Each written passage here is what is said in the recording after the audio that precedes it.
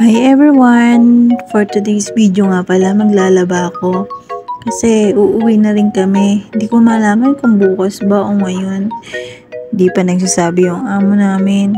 Kaya eto, laba-laba muna. Para pag uwi ko, wala na rin ako maruming damit. Saka wala na din akong isusuot eh. Kasi nga, di ba nakatago na yung mga damit ko. Kaya eto na lang mga damit kong sinusuot eh, paulit-ulit. Labas, suot, ganun lang ang buhay. Pang 11 days na nga pala namin dito sa bahay ni Ina. So, may iba naman tayo. Dito nga pala sila naglalaban ng damit nila sa labas. Ewan ko ba bakit dito.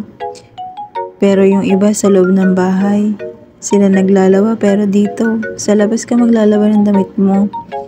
So, ayan nga, for the kamay-kamay nga tayo. Kasi, kailangan naman na i-washing natin eh. Ilang piraso lang naman to. Kaya eto, 'di ba? So ayan, para ka lang nasa Pilipinas, 'di ba? Sa labas ka, kaya lang poso yung gamit mo. Dito nakagripo ka.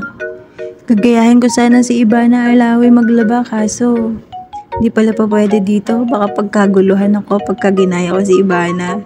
Charos lang. So yun nga, habang naglalaba ako, naiisip ko, yung hangin, ang lamig-lamig na, talagang nararamdaman mo na yung Pasko. Yung papalapit na Pasko ha, dahil bare months na nga pala ngayon. So yun. Pero biruin yun, sarap talaga maglaba dito. Kasi nga, pagka nilaban mo ngayon, maya-maya konti tuyo na.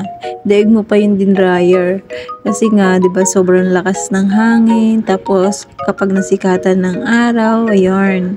So ayan nga pala, patapos na nga pala ako diyan, kaya pabalaw na ako ng mga damit. Dinamay ko na rin pala yung dalawang basahan para hindi na maglaba si Kenya dito.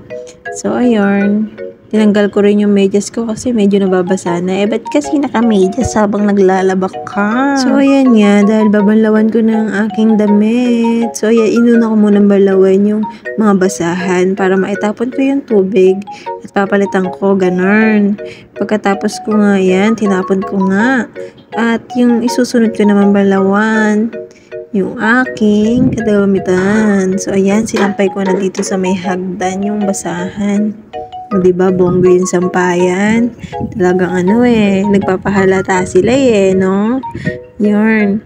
So, ayan nga, babalawan ko na yung aking damit. Siyempre, tinutok ko na lang sa gripo para, ang hirap kasing umupo dito, nababasa yung aking pants. Kaya, ginawa ko, ganito na lang.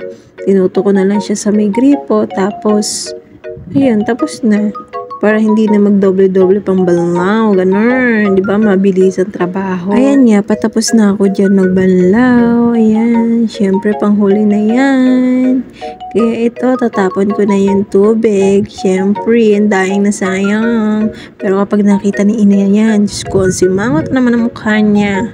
So, ayan nga, tapos na akong magbanlaw. Kaya ito, magsasampay na tayo. Papakita ko pala sa inyo yung sampayan nilang super cute. So, tara! Samahan niyo ako. So, ayan, ito na. Nakaset up na ang ating camera dito at magsasampay na ako ng damit ko. Ayan. So, dinala ko nga pala itong cart ng grocery. Ewan ko saan galing to. Pero ayan, super cute ng aking sampayan, di ba? Oh, di ba, bongga, yaman. Sa court ka nagsasampay, di ba? Di uso kasi dito yung sampayan na kagaya sa Pilipinas. Kaya kung makakakita ka ng sampayan na kagaya sa Pilipinas, asahan mo Pilipino lang ang may gawa niyan. So ayan, di ba? Oh. Yan, iiwan ko lang dito yan. Mga ilang oras, babalikan ko at kukunin ko at sigurado tuyo na yan dahil sa sobrang lakas ng hangin. So, di ba, bonggacious? Siyempre, tinago ko ang aking panloob.